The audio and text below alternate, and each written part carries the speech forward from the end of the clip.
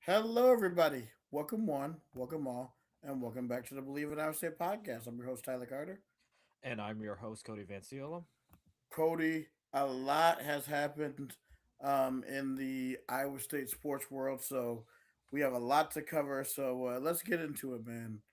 Yep. Once again, um, women's basketball is just the drama continues as now Audie Crooks is the latest player to hit the transfer portal.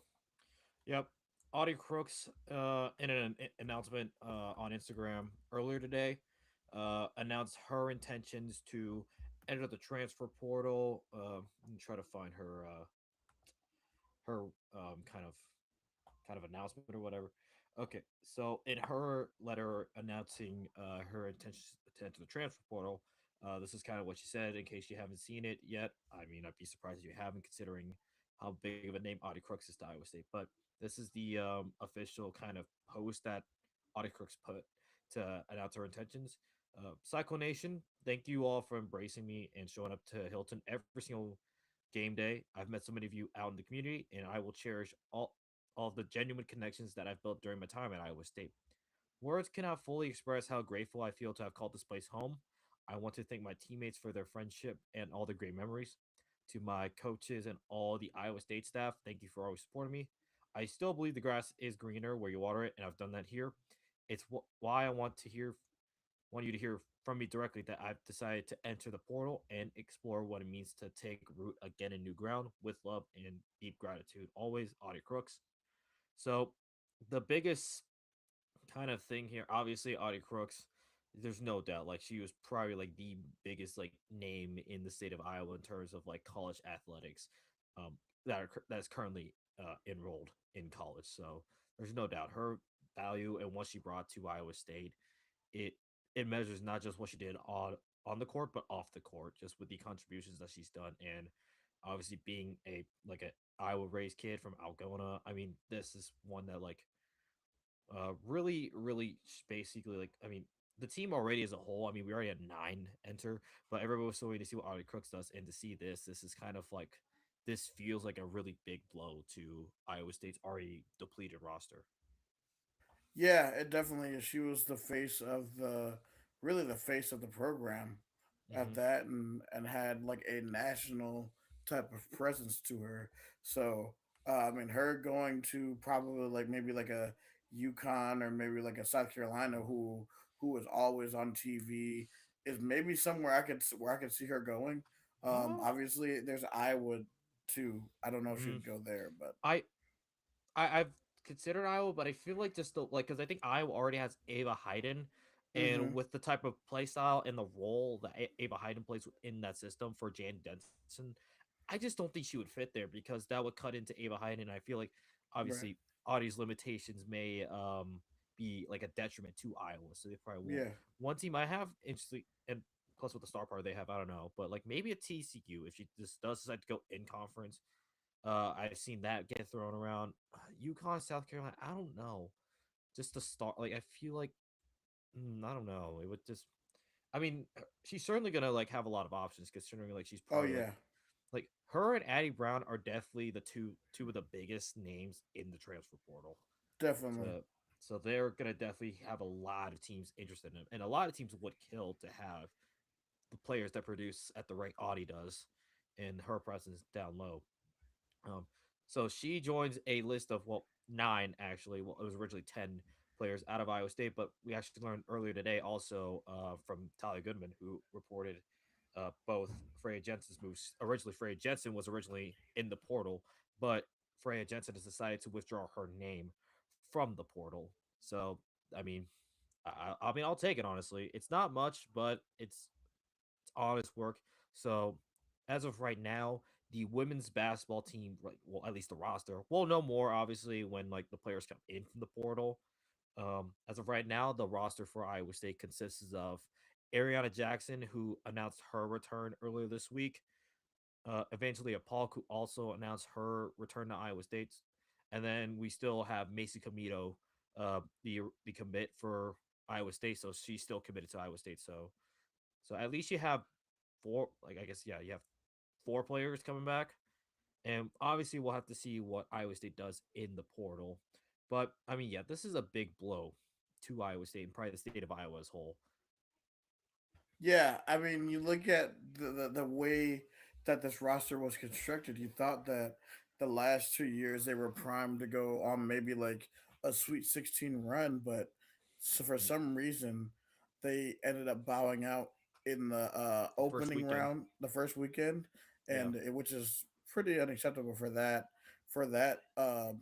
type of roster. Hmm. And now you only have four players, so it seems like a lot of fans are wondering like why a lot of people want Bill Funnelly to be put out apparently, and then we see this statement from Jamie Pollard for today on men's and women's basketball. Hmm. It's just been a whole entire circus Yeah, today. What are yeah. your I thoughts on this? Yeah, so I've actually got the summary of the basketball update video that Jamie Paul and Iowa State Athletics put out. This is from Keith Murphy, like a long time like a local host here in the state of Iowa. So I always love listening to what Keith Murphy has to say. So this is coming from his tweet about the summary of that video. Pollard praises this is the recommitment of TJ Altenberger and the success of the men's basketball program, and that acknowledges that. But the main crux of it, obviously, is going to be the women's basketball program. Jamie Pollard in that video pointed out the sustained success for Bill Fennelly's team, 15 NCAA tournaments in the last 18 years. Pollard also added the portal exodus happens to other places too, throwing a shot at Iowa, which I was kind of confused about. But anyways, and mentions that student athletes do transfer for many reasons: playing time, probably like NIL, like homesickness, other things like that. And then also kind of does a tongue-in-cheek question about like why doesn't Bill Family retire? He basically stated about that regard that uh, his quote is his loyalty and his success has earned him the opportunity to finish his career the right way, which basically tells you that Bill Fennelly is returning to be the head coach of the Iowa State women's basketball team next season. And obviously that's got people up in arms. There also was a statement made by Bill Fennelly himself, basically like reiterating that he is staying, like he is coming, he's returning to be the head coach of the women's team next year. And I mean, statements come out, but then you just hear the uproar. Obviously, some of the people who have been like against Bill Fennelly, like in the past few years, have wanted and gone. We're kind of not happy about that. And then Tommy Birch of the Des Moines Register actually goes and reaches out to both Jamie Paul and Bill Fennelly for like comments or like whatever, and they both declined. And this has just been this has been an ongoing theme with not just women's basketball. And this is where I kind of gonna go on a tangent here. I made a tweet about this. I'm sick Go and tired ahead. of like athletics as a whole, just doing these vague like making these vague comments and not being transparent. This is a problem that I think a lot of places have is there's no transparency within this like realm of college athletics, especially in the NIL world, because you at some point you want to know where exactly your money is going. If you're spending your money for athletics, you want to have clear transparency from the people in charge where it's going. And I'm tired of it. And maybe this is just obviously being like focused on Iowa State, but it just seems like there never is transparency within Iowa State athletics. It's like it's blanket statement after blanket statement, whether it was kind of football or what the whole gymnastics thing is going on. That's still a thing that's going on, and nobody still really knows the clear answer to it. And then we've got this whole like situation that's been brewing for the past past like few weeks now with the women's team ever since they bowed out of the tournament. So this is ridiculous. I'm getting sick and tired of it. Like I'm tired of it. It Like, can makes we no just be sense. transparent, please? Because the longer you let this like settle or boil over, you're not gonna like be able to appease anybody at that point because you're not being Right. straightforward enough. So you don't give like clarity what's happening, and you just let people fill in the void of what's going on here and here. Like people are gonna come up with their own opinions, Right. and I mean to think this all tracks from a Reddit post that I saw when that somebody put up like a Reddit post that I saw on Twitter, and now Mm-hmm. that's come true. Now I got people thinking, oh yeah, this guy, whoever posted this on Reddit, he has owed some apologies from people. And like whether that's right or wrong is whatever, but this whole thing is ridiculous, and I'm getting tired of all the blanket comments. And for you to decline like making comments about this when this has been a big like this is a major situation, that is concerning to me. It's very concerning. It means that it seems like they're hiding something. Yeah, this is what it feels like. It feels like they're just not coming out. They're not being straightforward with what's going on, and it's ridiculous. And I mean, people on here have been asking for Bill Fennelly to like go and like to retire because and this has been a stagnant like program.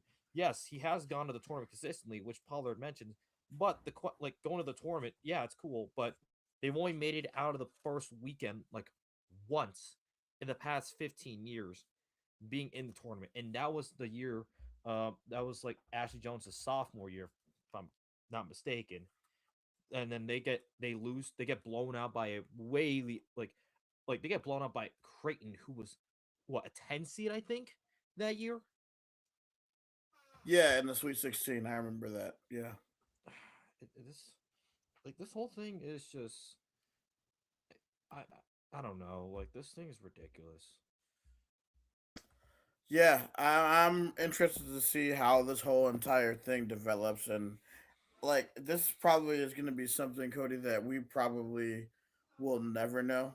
Yeah, Honestly, yeah, like they're only going to want us to know what they want us to know. So who yeah. knows? But it's when but like I know that like that's the thing that yes, they want us to know what we want us to know, but we're not. You're not giving us anything, and you like continuously decline to make like comments to clarify things. Yeah. That's the part that gets ridiculous because it feels like whenever like, and this is like too what happened with gymnastics. Whenever people reached out to like the athletics department for comments, they seem to decline it. This seems to be a reoccurring theme. Yeah. So like I said, something is happening behind closed doors, and I mean, since like I said, I think keeping the fans in the dark about this when now we're in an era where the fans are gonna be like are are are They like they giving have money a to these level of programs. influence, yeah, because Yes, they yeah, do. because when like because donors like why would they want to donate to a program that won't even tell them straight up where your money is going to? Like I mean, Facts. because I think that's what Iowa does, who for some reason Jamie Pollard like kind of took a shot at. That's kind of ridiculous. Because like Iowa, they're fine. Like they're gonna be fine. Like comparing apples to oranges is basically what I got out of that. Like the shot at Iowa like made no sense, and obviously Yeah.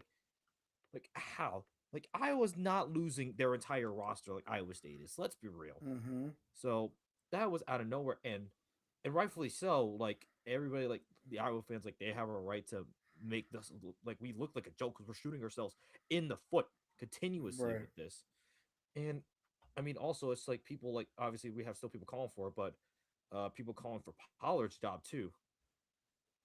Yeah, and it's been a whole situation. People have been calling for his job ever since Matt Campbell left, and Oh way yeah, back in and December. the whole side town thing when it comes to like finances too, like that has been I don't know, like I think it's everybody's like we're all making fun of like the side town thing, but it feels like that has played role because the whole side town project. I feel like that Mm-hmm. has played some role into this like financial situation, but overall, this is not like exactly like this is what like all I ask for is for transparency. I ask Right. for transparency from the athletic departments. Like if I'm gonna be like, because like when you don't do that, you start losing those donors, and you ask for the support, and there's only so much people can like tolerate when it comes to their money. They do want some ROI. They want a return on their Mm-hmm. investment, and if you don't give them that consistently, they're gonna stop donating to you. They're gonna stop giving you money, and guess what? You're not gonna have money to pay like these players. And then you're really gonna be in the dark ages and wondering why, like, no one's coming Yeah. into games or anything like that. Yeah, and this is not taken away from what Bill Fennelly has built. There's no doubt about it. But it's just these last like few years, the underachieving has just it's soured fans in a way. Yeah, because it's just like we're pouring into this program, and this is what you're giving us.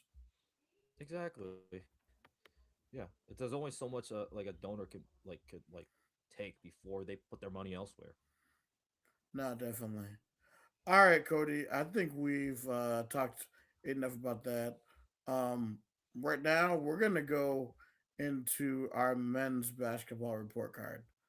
Basically, Hmm. almost every show in the Iowa State atmosphere hemisphere has done one of these type of shows, and Bleav in Iowa Hmm. State is joining that wave. I guess like for you, Cody, when you look at the season as a whole, what would you give the grade of it? I'm somewhere between B and B plus Yeah, because I think there's no doubt, like getting off to that like the start that they did, was it 15 or 16? yeah, That's a great start, no doubt about it. You have your obviously your signature, like you have some really good wins. Like you looked really good out in Vegas. You walled Purdue at Mackey Arena by 20. You beat Iowa at home, coming back down double digits, and then you get to Big 12 play.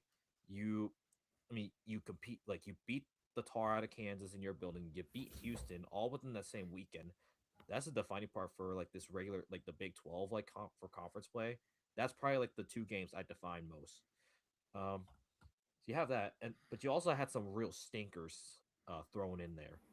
The loss at Cincinnati, which I uh, mean that turned out to not be like, I mean at the time it was not a good look, but I mean with Cincinnati, I guess at least they beat Kansas by like double digits at Allen Fieldhouse, so kind of feel a little bit better about that.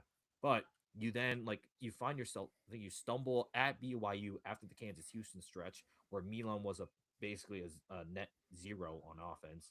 You then lose um, to Texas Tech without JT Toppin at home. And I mean, if you're like a team like Iowa State, no matter what team comes into your building, you should be protecting your home court. There's no right. excuse to drop any game in your at home. Then you, I mean, you do rebound from that with a solid showing in Kansas City.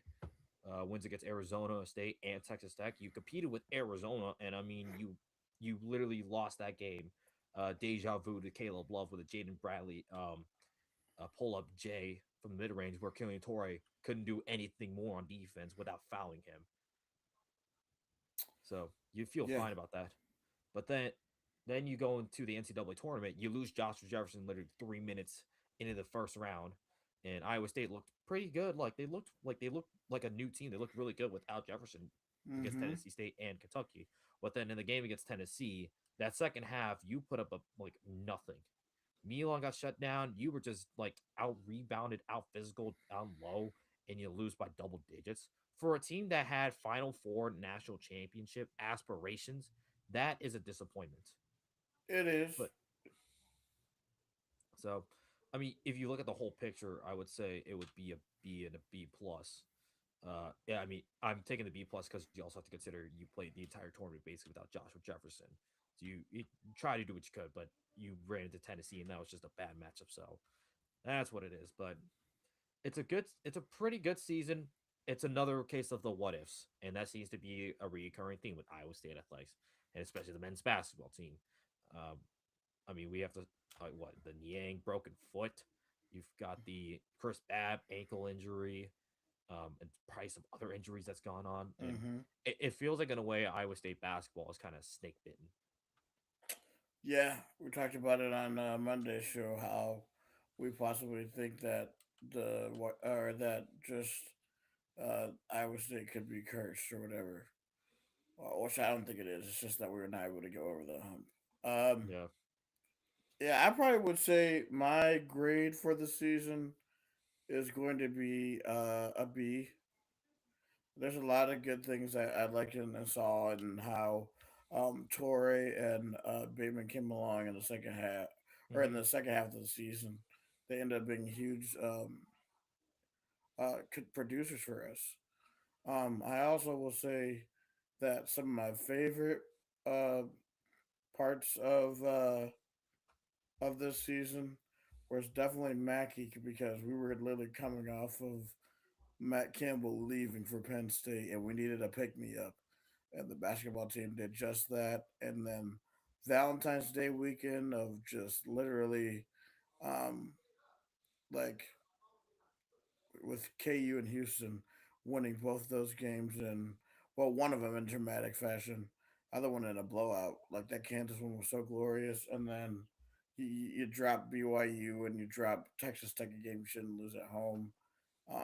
But you still end up probably um, and and with that you go down to Kansas City, put a good showing there, and then you're in the NCAA tournament, and you destroy Tennessee State. And I remember making that post game show. At what cost? Unfortunately, it costed Joshua Jefferson the rest of his entire season because even if we would have won against Tennessee, it would have been a mountain climb to beat Michigan. So I mean, and by the way, Joshua Jefferson talking, he probably wouldn't have even played anyway. So Yeah, I and I mean, mean, it we saw what stinks. Michigan did to Tennessee, so Yeah, yikes. But I mean, yeah, but I mean, you talked about the development of some of the players like David Torre. Don't Dominicus Bleda also developed, and then Blake Buchanan was also a pretty solid. Like he was a solid five for us. He yes, had he his was. moments, and then obviously the year that Milan had, like shooting 50% from three in the regular season, Mm-hmm. but you still saw like at times he gets shut down and he's not really able to beat like those NBA type of players. We Yeah, saw it against Tennessee with their defense. We saw against BYU with AJ DeBonsa. So I think that's something too. And obviously Milan declaring for the NBA draft, like obviously that's going to be something to consider. But I mean, under the presumption, at least for right now, I yeah, presume that he is coming back because he's probably going to the draft to really get feedback and see like where his draft positioning is. Because like I mentioned on the last show, unless you're in like the lottery, you're not necessarily going to get paid like as much as you would if you came back to college because like there's somehow there's reasons why you have these like these G League guys coming back to like college because of the bag, and also some of the, like maybe like some of these players that like could have gone to the NBA stay in college because of the money that's given to them in college. yeah, So I'm just yeah. So I'm thinking yeah. So overall beat, and also we didn't talk about this. I mean, we knew about the J.R. Blunt going to San Diego, but I think it was after our show. It was like Tuesday or something. yeah, Kyle Green is officially headed to Cedar Falls to take over the Northern Iowa men's basketball head coaching job, replacing Ben Jacobson, who is now at Utah State. Kyle Green, I feel like this does make sense because I mean his son AJ Green is a Northern Iowa yeah, legend, the jersey retirement, so this feels like a good fit. So I'm really curious to see where like this coaching staff like where does TJ get his assistants from? I think I saw two names. I don't know who yeah, exactly tweeted, but there were two names. One had been an assistant with TJ when TJ was the head coach at UNLV. The other was I think is like from Wisconsin. I don't remember exactly yeah, because I think he might have been with TJ while TJ was an assistant under McDermott Hoiberg, if I'm not mistaken. Um, but those names to look out for sure. yeah. And I'm really curious. Like, well, I mean, we talked about this in the portal, but I did see one name get like, well, this isn't coaching. It's more like players we bring in for the portal. I saw one guy's like a couple names that got mentioned. One of the guys that I saw like kind of in like Iowa State group chats was the Bradley kid, the 5'9" kid. Um, Oh, interesting. yeah. I saw like one of his stat lines. He put up 30 points and had like six steals. So we kind of have that. But obviously, some people like argued, oh, he's too short. Being like considering he's 5'9", you're like he's too short. We need like length and all of that. If he Um, can ball, he can ball. It doesn't matter how tall he is. yeah, and I mean he basically is like he's literally like Tame and Lipsy essentially.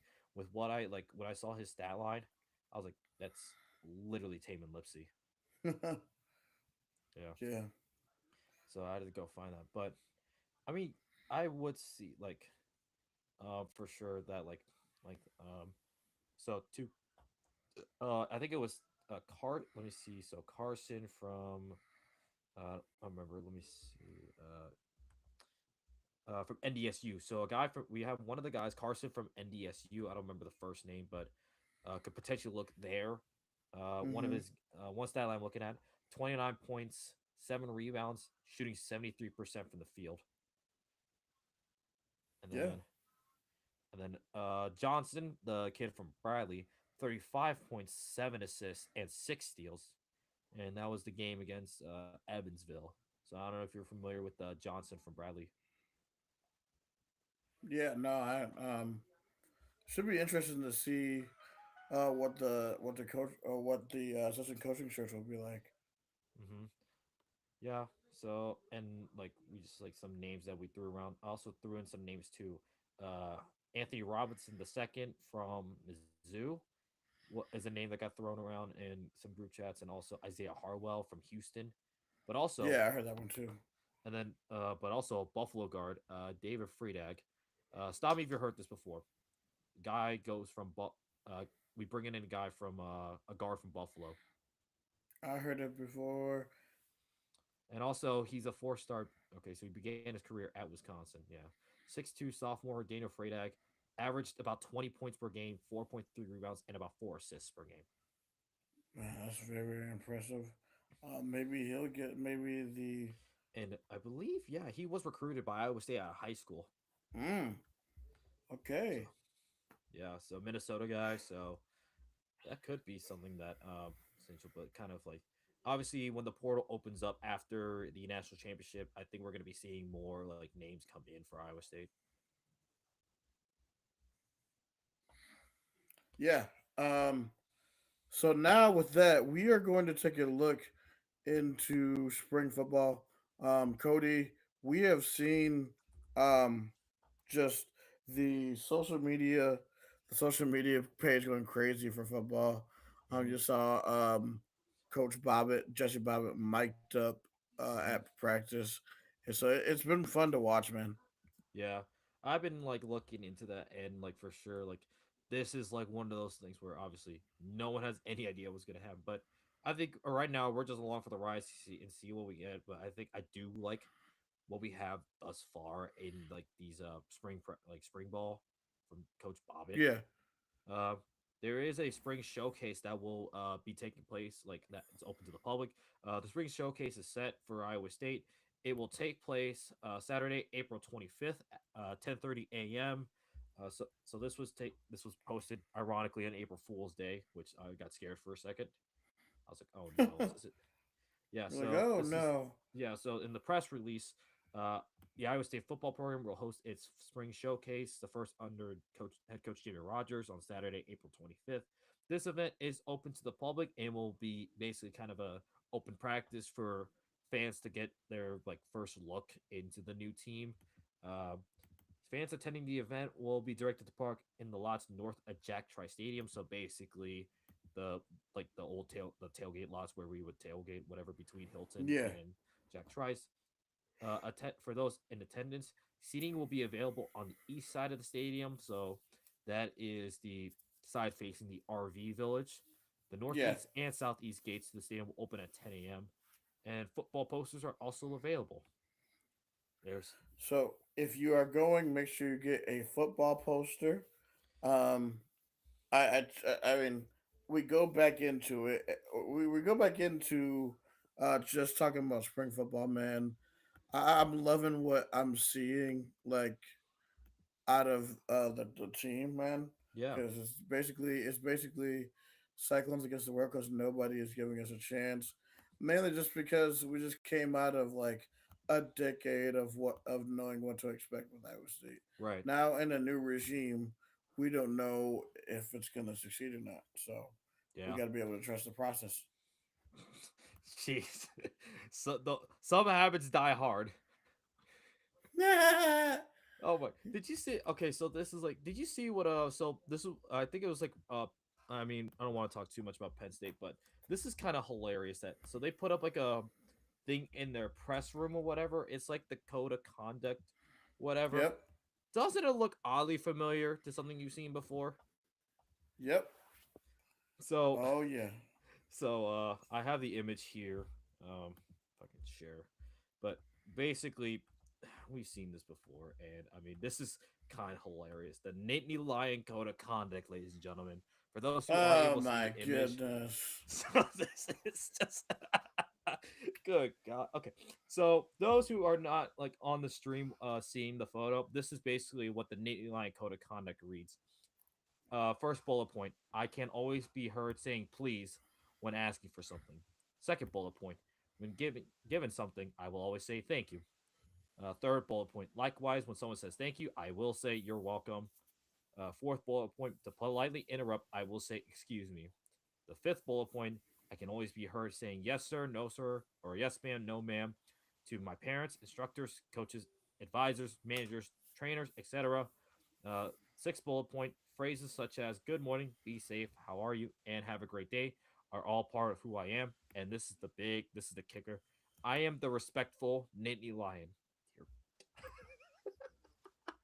Doesn't that sound oddly familiar to you? Yeah, the And same one is in the sack room, oh my, or same oh one is in the it's the in the Cyclones locker room. yep, somebody actually like an Iowa State account actually posted that directly under the replies. This is- oh, and this Man, I don't know. This is just kind of hilarious.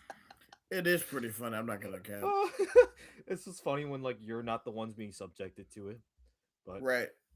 I am kind of curious to see what is like. Maybe part of me does kind of want to follow what's been going on with like Penn State just because, at least for this year. Like I don't really care what happens too much with Penn State, but it is kind of funny to just follow like what's going on there. Yeah.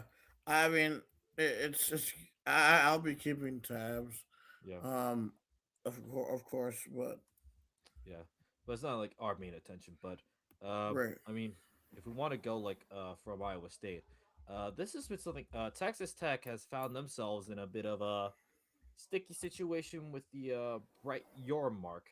So Brett Yeah. Yormark, basically, so uh, Cody Campbell basically made a comment that, like, I'm paraphrasing what he said, but basically made a comment inferring that Texas Tech runs the Big 12, and then Brett Yormark kind of like he basically collapsed back at him, and Yeah. those two have basically been going back and forth, and it's clearly kind of like been like the big talk within the Big 12 space, and I mean I guess yeah this is so trying to find. So I found an art. So I'm reading the article here from Connor Becker of Heartland College Sports. Friday night football minute. Well, Texas. Well, actually, let's see. Cody Campbell basically put out a tweet saying apparently Brett didn't get the memo. Everything runs through Lubbock. Maybe we should bring the tortillas back. So that was kind of the tweet that Cody Campbell put at like 7 in the morning. Yeah, Uh, I saw that. yep. It's crazy. Yeah. So it looks like those two. So, and I mean, this is kind of in response to to the Big 12 potentially shifting Texas Tech's home opener against Houston to a Friday night. And if you understand Texas football, Friday night lights are reserved for high school football. So it's kind of like religion for them down in Texas. Mm. So it's clear that Cody Campbell was a bit upset at that. And I mean, Yeah, as and far there's as been discourse from Big 12 Twitter all day calling Tech the new Texas now. So I yeah, was like, I mean, the more things are different, the more things stay the same. yep. And I think there was some like I did like see this like thing about like be like a New Year's Six Yeah, bowl kind of thing. It was kind of hilarious just seeing that photo. So basically so this is from like some dude on Twitter, Shock Dude or Shock Boy Max. This is a screenshot. It basically reads, have you won a New Year's Six or a BCS bowl? So there are six categories for this one. There is yes, we've won a New Year's Six bowl. That category consists of Oklahoma State, Houston, TCU, Baylor, and UCF. There is yes, we won a BCS bowl. That is the Kansas schools, Utah, and West Virginia.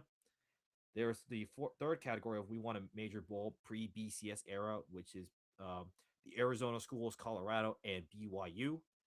There is the fourth category of no, but we at least scored points in one. That's Cincinnati. There is a we won a COVID New Year's Six bowl. That's something which is obviously Iowa State. And then there's one in bold that says no, and it's just Texas Tech. So I mean, I don't know, like this whole like thing, Texas Tech. It's like, yeah, you won the Big 12. That's great. It's about time you did. But the showing that you put in front of like the national like stage, that was an embarrassment to just not just you, but to the conference as a whole. You had one job in that game, keep it competitive, but no, you proceeded to lay an egg and crap all over yourselves for 60 minutes while you let the ducks run all over you. And so, I mean, it's I don't know, like this whole like Texas Tech, man. Like, can y'all just you won the Big 12, but you didn't really do anything with it, so whatever. But I am like so. But I mean, this does kind of like the Big 12. This does kind of like talk into like the schedule talk too. And I mean, reading it. So I'm taking a look at a article from earlier in the year. Shout out to Derek Duke for writing this one. This talks about like the best and worst matchups of the Big 12 schedule. So there are like so the best non-con game I will look out for is Arizona State at Kyle Field against Texas A&M. I don't know if you had any thoughts about that one. You're muted, by the way.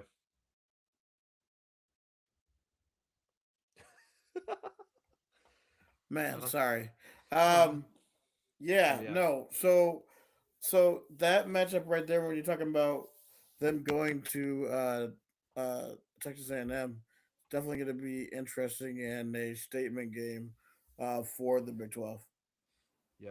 So it's like you're obviously hoping that Arizona State can compete with Texas A&M, but I don't know. Like at Kyle Field is a very like I don't know. Is it still like one of the top places, or is it a little bit overrated considering what has been like put on the field by A&M, a former Big 12 team? Uh, yeah, they're a little bit overhyped. I love I love that little war hymn that they do.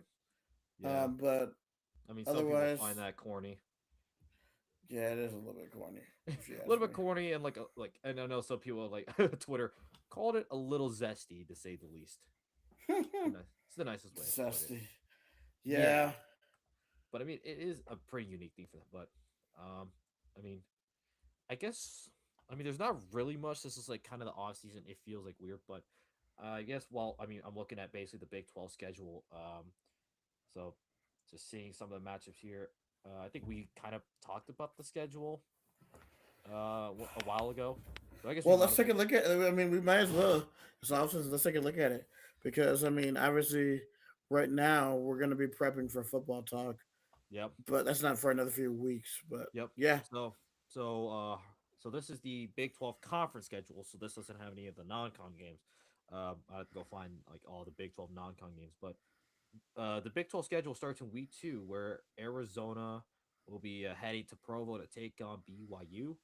Week 3, you've got Houston uh, in Lubbock against Texas Tech, and then this is the London game, Kansas against Arizona State, and then and then week 4 is the first kind of major week of Big 12 play. Colorado Baylor, TCU UCF, K State Cincinnati.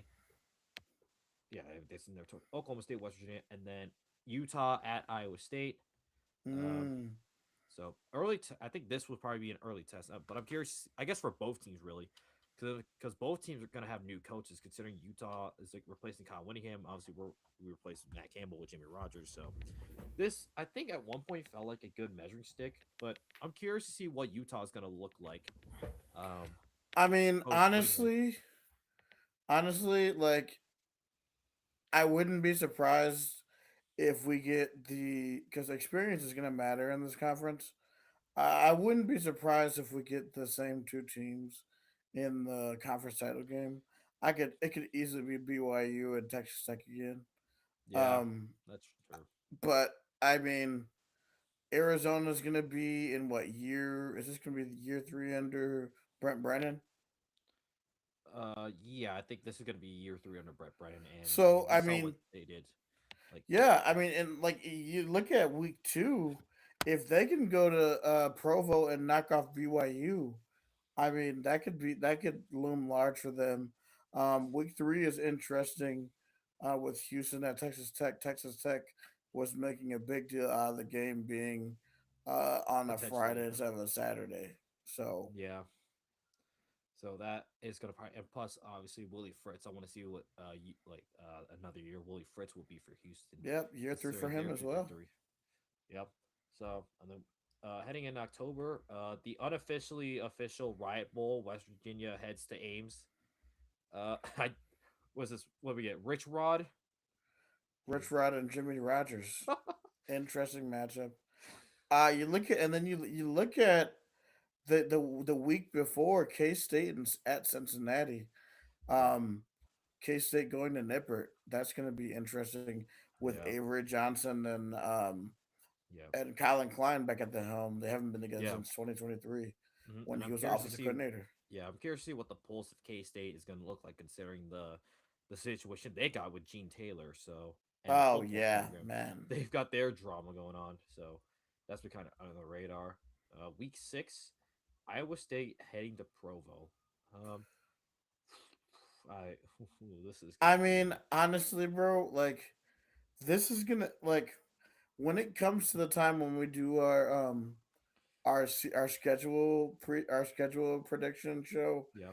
I like until we know the spring game and we know the actual roster going into fall camp.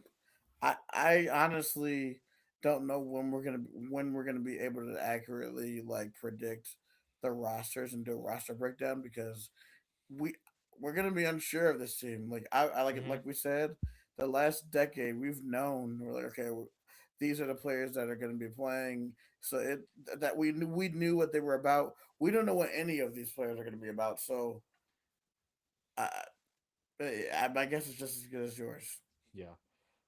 Skip a little bit to like Halloween weekend. Oklahoma State heading up to Ames.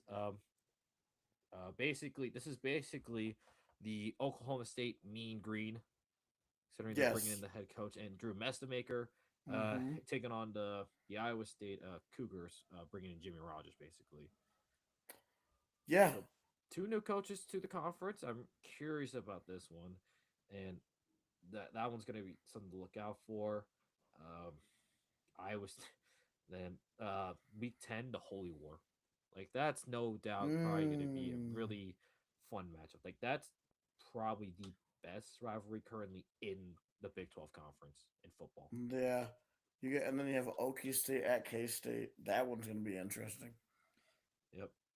And then we head to rivalry weekend. Uh, Glad Farm. This is going to be the last time Farmageddon is played, which is a damn shame. Yeah.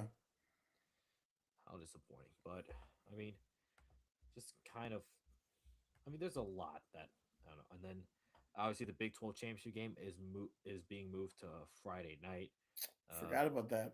yeah, December. Yeah, so 7 p.m. Central Time on Friday. So it's kind of like that. Kind of that. What is that? Like standalone spot. Standalone spot. So I mean, that's the thing with football. But I mean, it's April. We're not gonna know, still not know a lot of things about like um, the football programs just yet. But it's just something to continue talking about. And um, also got to talk about some kind of like new, like I guess like the head coaching news, considering we Yeah. talked about Iowa State's assistants heading to head coaching jobs. Uh, Bill Self had been in like kind of talk like the rumors of Bill Self retiring Mm-hmm. and what have been going on the last like few weeks. And then like on April Fool's Day, also Kansas posted a kind of a like a quote from Bill Self saying that he wasn't going anywhere. So this was the tweet from the Kansas men's basketball account. Mm-hmm. Jayhawk Nation, with new clarity and the ongoing support from our administration, I remain focused and committed to Kansas basketball, competing for a national championship. I look forward to seeing and hearing the best fans in college basketball next season at Alpha House. And I feel like this is a win for college basketball. Having Bill Self at Kansas for another year, it feels like a win. Especially with the new generation of coaches coming up. Looking to him as an inspiration. Uh huh. Yeah, he's definitely the elder statesman in our league. Yep. And like we talked about that. Another place that like was like kind of open and where some Big 12 coaches were moved to go. North Carolina. I think in the last week, T.J. Altenberger for Iowa State and Tommy Lloyd of Arizona were both rumored to be in talks Mm-hmm. to be the next head coach at North Carolina. T.J. Altenberger obviously shut that down and as is committed to Iowa State, as was stated by Jay McPollard earlier today. But Tommy Lloyd, I'm curious about this one. In the hypothetical world, does Tommy Lloyd go to in a hypothetical situation?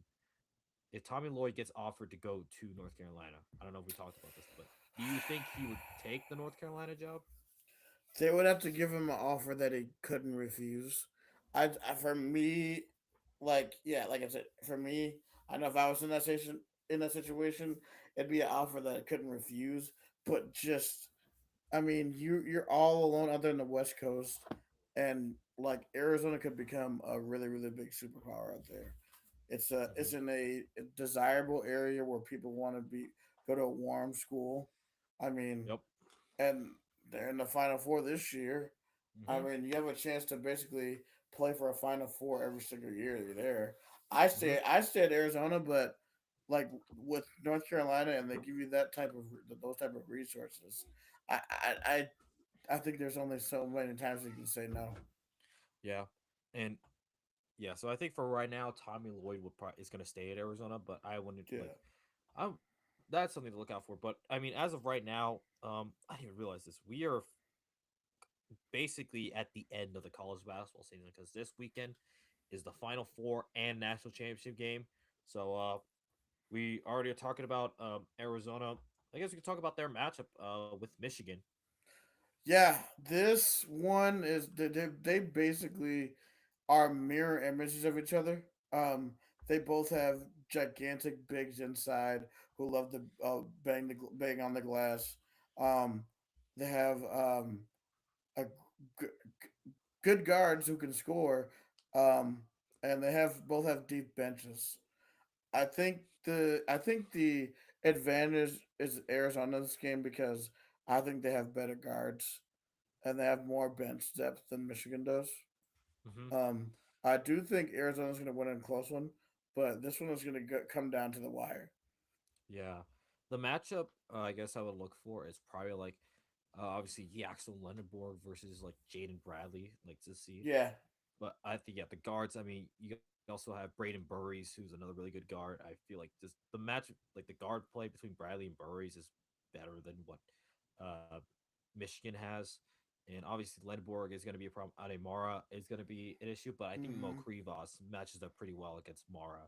So Oh I'm excited yeah. to see those two go at it. Just two tall dudes just going at each other, and I'm curious to see like how this could go. And this is an opportunity for Arizona. I mean, they got to where they wanted to be. They expected to be, which is the Final Four, so they could check that off their box. But you know they're gunning for more. They're gunning for a national championship. So, Yeah. uh, they're gonna have to get past Michigan. And yeah, I think I have this as a close game. But for pride, I think Arizona is able to like really edge this game out and beat Michigan, and they're on to the national championship. Now, who do you have them facing? Ooh, yeah, that's something like talk about. UConn. I mean, UConn coming off that like obviously that like that comeback and miraculous win against Duke, and I mean they're feeling good. Obviously, UConn like they're dangerous always. Illinois, they went. I mean, Iowa gave them a run for their money, They but sure Illinois did. was able to pull away. So I look at that game. That one's going to be interesting to see. I'm looking at the opening lines. Illinois is like a 1.5 point favorite. This does feel like a pickup, but I, I mean, I saw like a tweet where it basically said if UConn gets past the first weekend, they go on to win the national championship. But also there was something I saw as well, where whoever beats Duke in the NCAA tournament loses the next game. So something's got to Mm, give there. definitely. So that one's gonna be fun. I just think I I feel like Illinois. I think Illinois may have the edge in that one Yeah, because like I'm picking Illinois to win that one. yeah, I'm taking it's literally just the Balkans versus UConn. The Balkans versus UConn. I think the Balkans will win. Yeah, Um, and then so the national championship for yeah. both of us would be Arizona, Illinois, and I like Arizona. I like Arizona.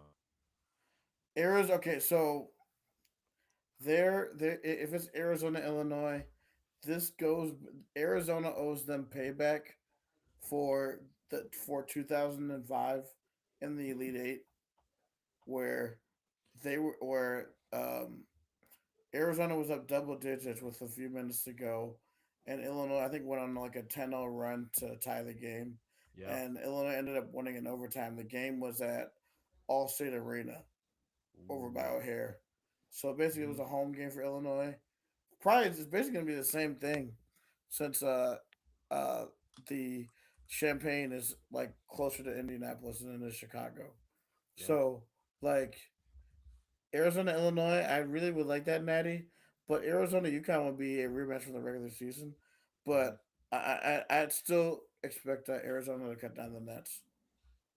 Yeah, I have that, and so that, I mean that would probably be probably pretty good for the Big 12, obviously, because obviously a lot of the talk in this tournament has been how well the Big 10 has done. But if Arizona wins the Natty, I think that shuts off that narrative. It shuts off that narrative and it makes it that much harder to win the Big 12 next year. Yeah, because I mean it's like, so overall this is gonna be like a pretty. This is gonna be pretty fun Final Four. Definitely. It wasn't like obviously it was sort of chalk, but like no lie, we got so many good matchups in the Sweet 16 and the Elite Eight. Oh So I'm not yeah, I'm not I'm not complaining. yeah. I mean, obviously we wish that Iowa State had gone further Oh and sure. started the Elite Eight. That would have been really nice. But I mean, we'll have to see what Iowa State does to address the issues and like kind of come back next year, and hopefully with the freshman class that we bring in, and I mean the development of what we had with Bateman, Torrey, and Blada, and then who if Milan does return, because that's probably going to be the number one thing for Iowa State. If Milan Momcilovic returns, that really helps Iowa State. It brings up their ceiling. And senior year Milan with Christian Wiggins and Jamarian Bateman and Torre and a a Plata who can hit a mid range shot Oh with a yeah. stronger Buchanan. Uh huh. Man, Yeah. Imagine Blada goes down that Dirk route. oh, oh baby. There's no better way for a German to develop his game than a mile it after Dirk a little bit. I don't even know if that happens. I don't even know how you would even guard this. It was like, Double Dirk fades. just stop playing with me, man. Yeah, yeah. So that's fun. But I mean, I guess like I think that's probably a good place to end it. Just like this is Yeah, a lot of things, so it's ongoing. But this was a little bit therapeutic, and yeah, so really good to kind of talk about. And I mean, this got me excited for football, no doubt. yeah, man. I like as much as I love basketball, football has always been my first love. So just looking at that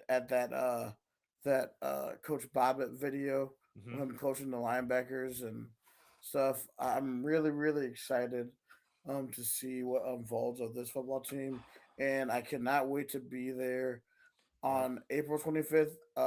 Cyclones fans, make sure you're there on April 25th for the Cyclone for the football showcase. So make sure the doors open at 10:30. Make sure to be there. Oh. I will be there. If you see me, come say hi. Hmm. All right. All right. So Oh, go ahead, Cody. What did you say? I yeah, I think it opens at 10 a.m. The Oh, showcase is 10. at Yeah. 10:30. Yep. So put that on your calendars right now. All right, guys. We are going to end today's show. Thank you guys for listening to the Believe in Iowa State podcast, watching the Believe in Iowa State podcast. A big thanks to FanDuel. Obviously, right now it's the beginning of baseball season. Put those bets in on same game parlays. Also, the win totals are out for football right now for the Big 12.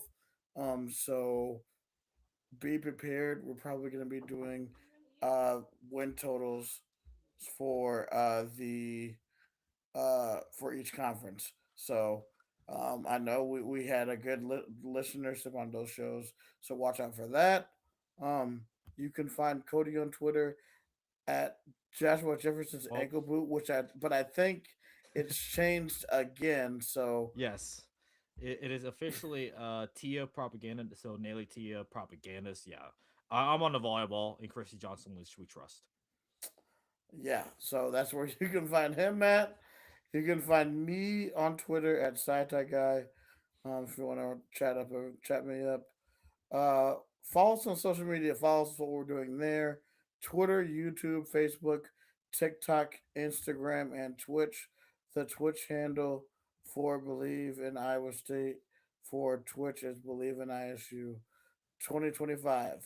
That is today's show for Tyler Carter. And for Cody Van Sealem, This is the Bleav in Iowa State podcast. Roll clones, baby. go Cyclones.